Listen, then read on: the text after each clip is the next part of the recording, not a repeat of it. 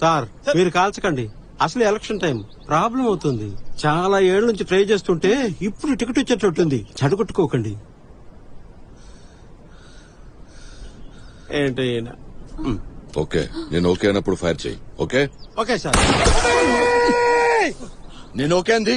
నేను చెప్పింది అర్థమైందా లేదా అడగడానికి. Okay sir. ఫైర్ చేయమని కాదు, ఆ. నేను ఫైర్ చేయమన్నప్పుడు ఫైర్ చేయాలి. ఓకే అర్థమైందా? సార్. ఇప్పుడైనా అర్థమైందా? Okay okay